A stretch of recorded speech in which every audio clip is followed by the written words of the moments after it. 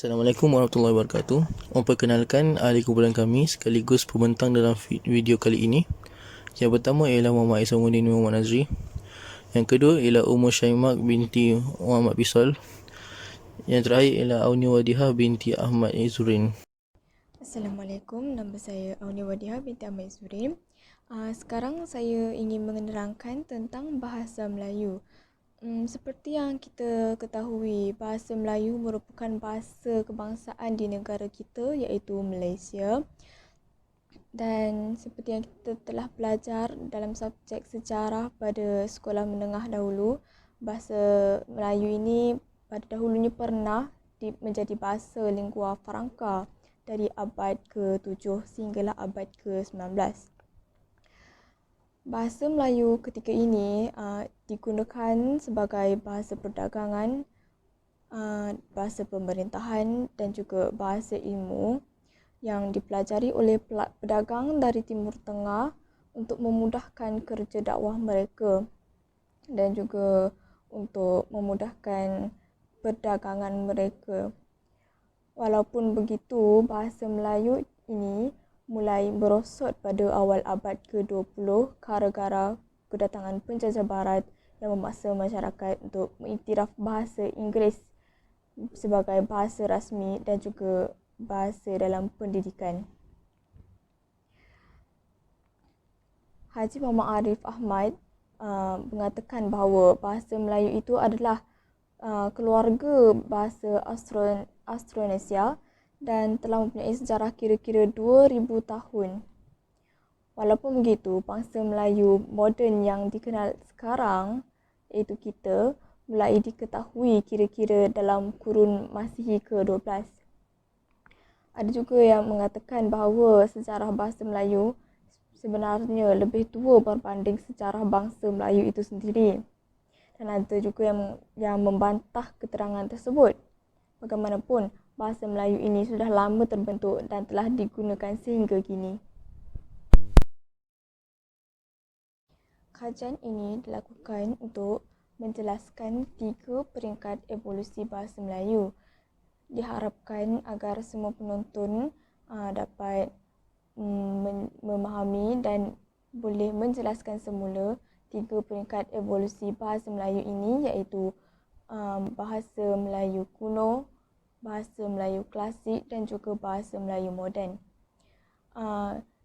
Kajian ini juga dibuat supaya kita dapat mengenal pasti faktor dan kesan evolusi bahasa Melayu.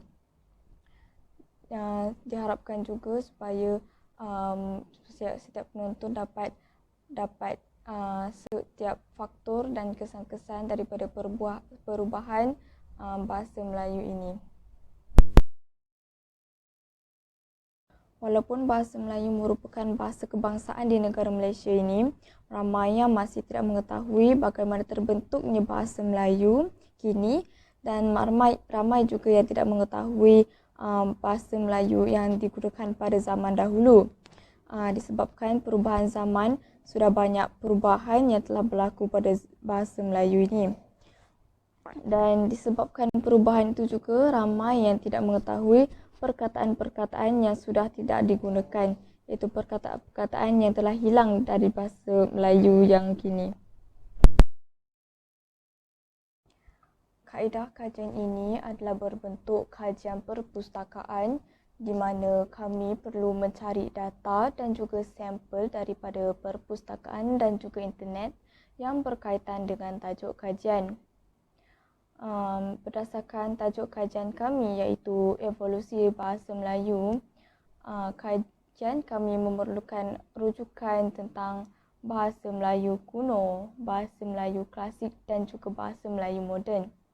Walaupun begitu, kami juga menggunakan kajian-kajian lepas untuk dirujuk dan diteliti bagi menyokong tajuk kajian kami dan juga sebagai penambahan rujukan.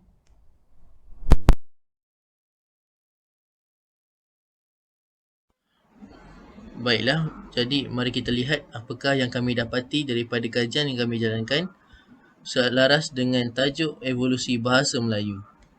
Konsep evolusi bahasa Melayu.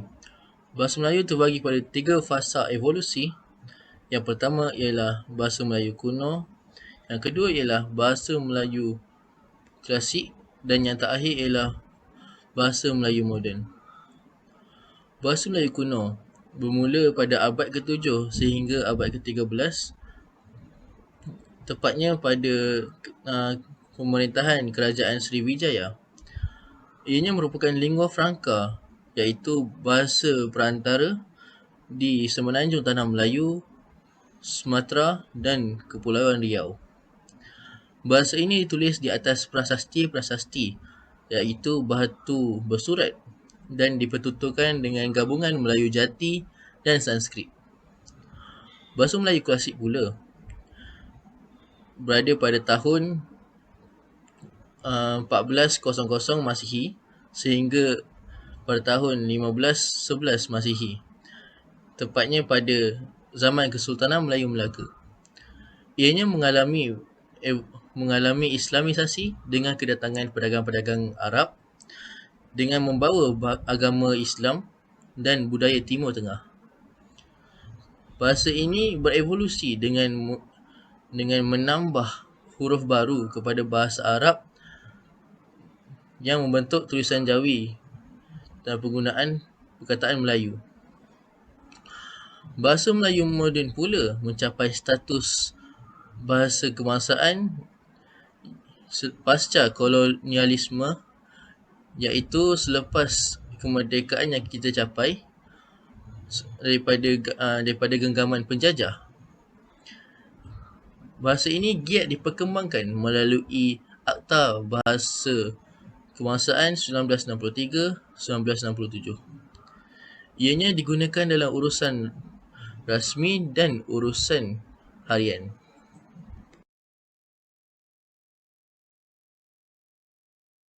Baiklah, beralih pula kepada ciri-ciri bagi setiap fasa evolusi bahasa Melayu. Fasa pertama ialah fasa bahasa Melayu kuno. Bahasa Melayu kuno banyak menggunakan kata pinjaman Sanskrit seperti duka dan purba. Ianya menukarkan sebutan ber kepada sebutan we, seperti bunuh atau wunuh dan bulan atau wulan. Ia juga terdapat huruf-huruf berbunyi he dalam beberapa perkataan seperti sahaya iaitu saya dan semua iaitu semua. Baiklah, beralih kepada fasa kedua iaitu bahasa Melayu klasik. Bahasa Melayu klasik menggunakan tulisan Jawi iaitu bahasa Arab yang ditambahkan beberapa huruf-huruf baru padanya. Contohnya seperti berikut, yang bermaksud bumi dan cinta. Ia juga menggunakan gaya bahasa istana seperti patik iaitu saya dan gering iaitu sakit. Ia banyak menggunakan kata-kata ataupun ayat pangkal seperti sebermula dan al-kisah. Balik kepada fasa terakhir iaitu bahasa Melayu moden. Bahasa Melayu moden tidak banyak mempunyai ciri-ciri yang unik ataupun kelainannya, oleh kerana ia banyak digunakan pada zaman kini, tetapi ia mempunyai banyak fungsi. Itu antaranya ialah ia menjadi bahasa kebangsaan kepada negara kita, iaitu negara Malaysia.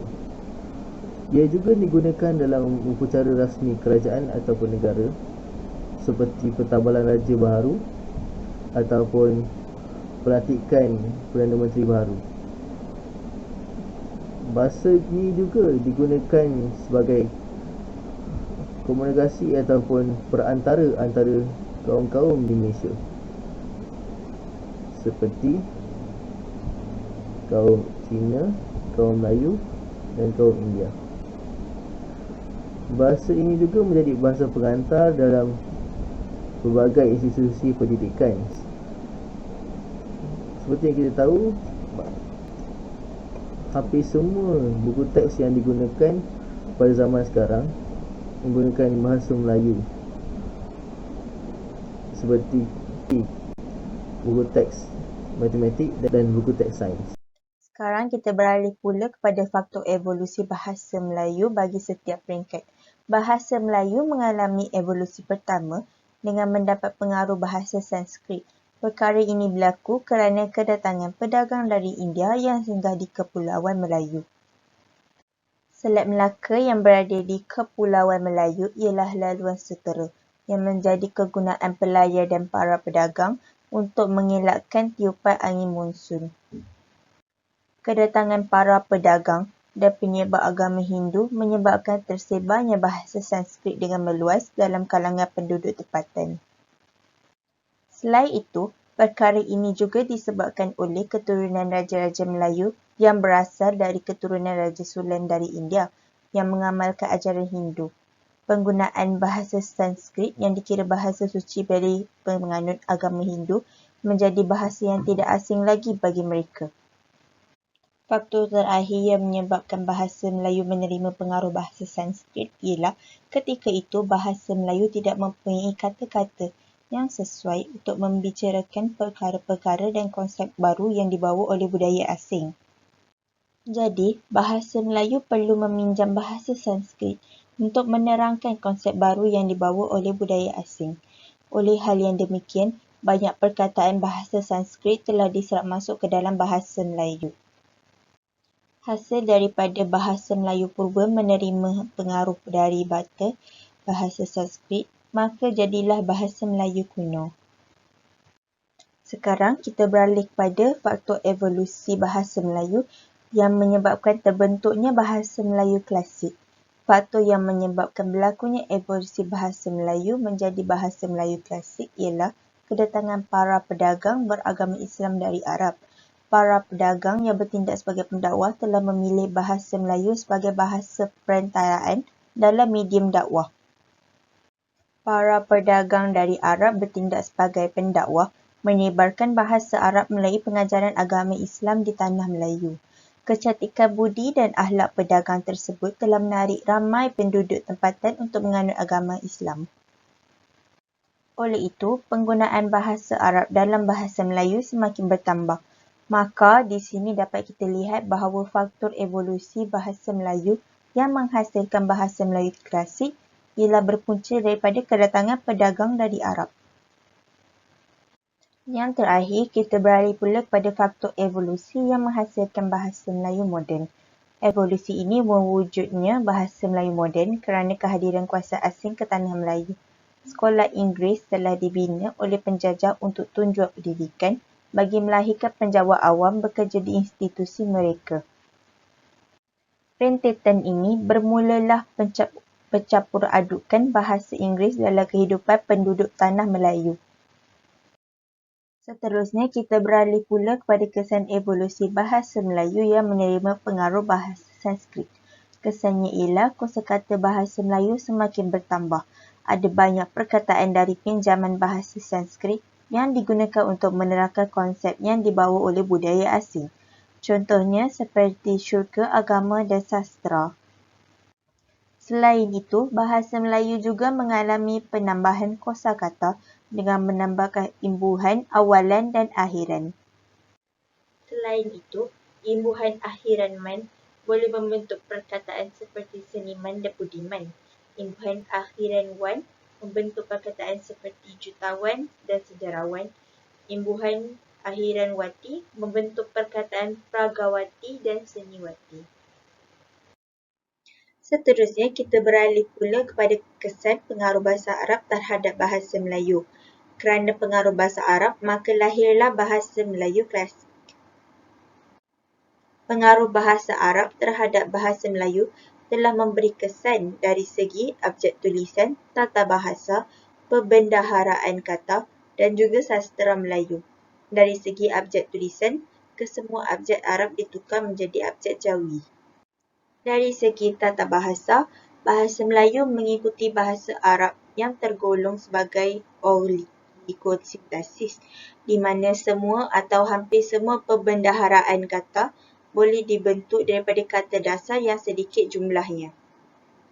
Contoh yang dapat kita lihat di gambar tersebut daripada perkataan tahu, perkataan itu boleh diekstrak menjadi pelbagai perkataan yang bawa pelbagai maksud.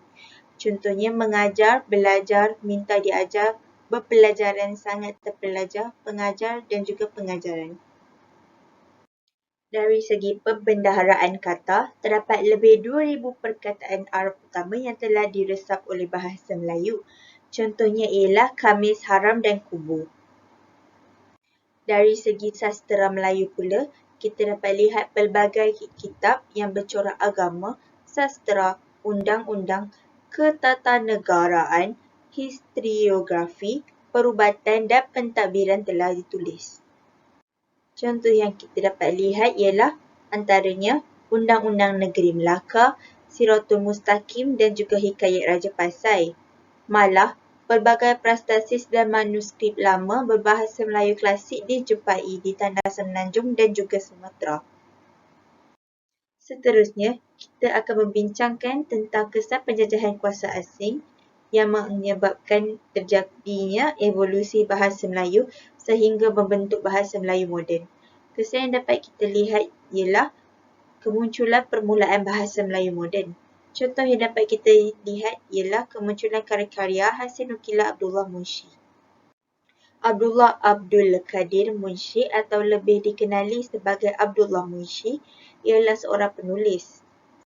Abdullah Munshi telah menerima pendidikan secara formal di Maktab Anglo-English College.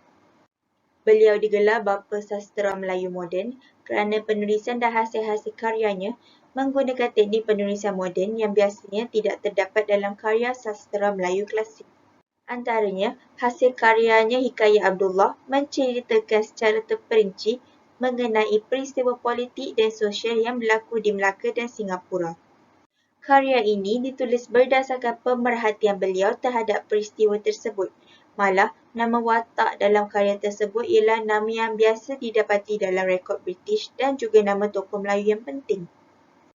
Contohnya seperti Sir Stamford Raffles dan Sultan Husin. Abdullah Munshi telah memberikan sumbangan yang besar kepada perkembangan bahasa Melayu sehingga kemunculan karya-karyanya digelar era permulaan bahasa Melayu moden.